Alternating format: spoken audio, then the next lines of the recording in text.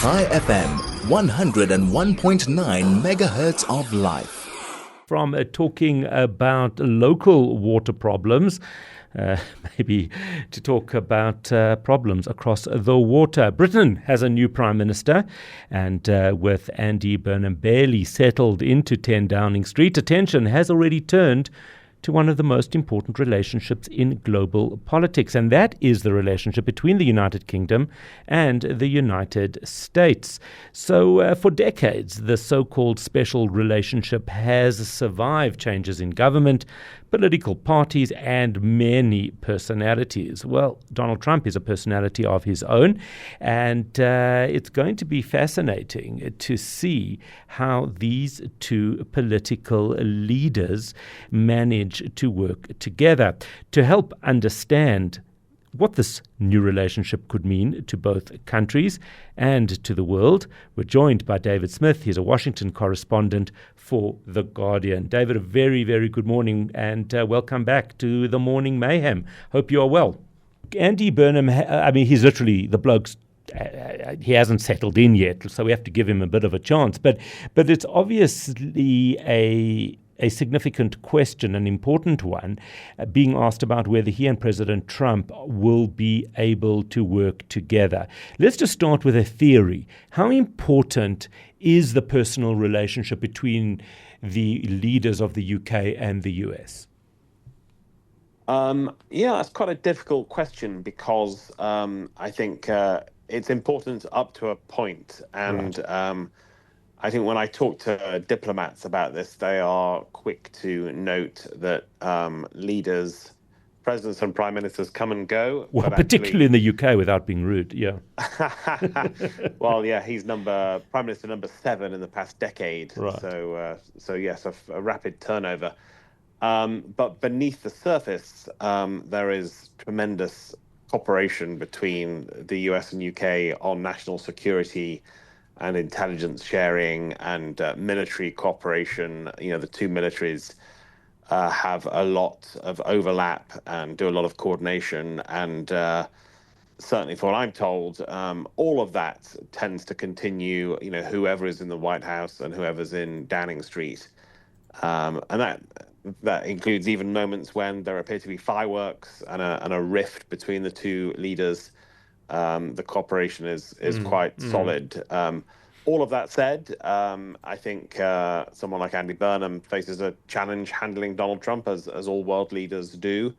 And, you only have to look at the example of Keir Starmer, where it started very rosily. And, of course, Starmer showed up in the Oval Office wielding a letter of invitation for Trump to have a state visit with the king, and that was all hunky-dory. And in more recent months, I think first over Greenland and then especially over Iran, the relationship unraveled somewhat, and that can hurt UK trade, but ultimately the relationship tends to stay on a fairly solid footing, I think. The UK has real issues to deal with domestically. Well, it's both domestic and internationally, but it's not a simple time in the history of the UK. There is turmoil. There is a lot of concern about many issues. How much attention will he be able to even give the relationship with the US, considering what he has to deal with at home?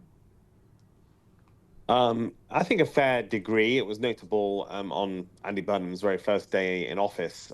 He was quickly on the phone to Donald Trump, and apparently it seemed to go quite well. And Trump said it was an interesting conversation, and they covered a lot of ground from Iran to North Sea oil to various other issues. So I think potentially the rest of the world will suffer, and Andy Burnham might not have much time, sadly, for South Africa and Asia and South America and so on. But the US is always so important and such a giant. That's true for most countries, certainly true for Britain, that already he's talking about inviting Trump to Manchester, where Andy Burnham's from, next year. And I think I would expect him to visit Washington sooner or later, despite that, as you say, big domestic agenda on his plate. Right. In terms of areas, let's say, of agreement, before we look at areas of tension between Trump and Burnham, what do you think those areas of the biggest potential points of agreement are? Again, I think the military, national security is always a good place to start. They will try to find common ground, certainly on Ukraine, where Britain has been a pretty staunch ally of Ukraine against Russian aggression. With America, of course, it's been more complicated. There are certainly members of Congress who feel the same way, whereas Trump somewhat less overtly, and sometimes he's pretty sympathetic to Vladimir Putin and seems to waver, but nevertheless he has imposed sanctions on Russia, and I think Burnham will be useful to maintain that. I think they certainly have some shared interests and values on China as well, and how to contain China as a competitor. But otherwise, I think the list is relatively short, especially because Andy Burnham comes from the Labour Party. He's ideologically quite different from Trump. I think one of his best bets, perhaps, is to take a leaf from the book of Zoran Mamdani, the mayor of New York, who's a democratic socialist, and yet seems to get on well with Trump because he's a winner and he's charming and really somebody who runs against the system, a political outsider. So I think Burnham would be well advised to play the populist card. Areas of conflict? Many of those, potentially. And of course, number one and the great problem for Keir Starmer ultimately was the Iran war, which Trump complained Britain was not sufficiently supportive of, and became fond of saying, of course, that Keir Starmer is no Winston Churchill. We'll see if Andy Burnham suffers a similar fate. I forgot about that statement. That was... I believe there are some early indications that Burnham is already being a bit more open and willing to allow UK bases and military assets to be supportive for the US. He'll get criticism for that at home, but Trump might appreciate it. But yeah, I mean, as the US sinks into what even domestic critics are calling a quagmire, Britain, I think, will try and steer well clear of that. And we've seen disagreements, disputes over trade. Trump, of course, imposed tariffs on so many countries around the world, including Britain, that went down badly, and that's an ongoing negotiation.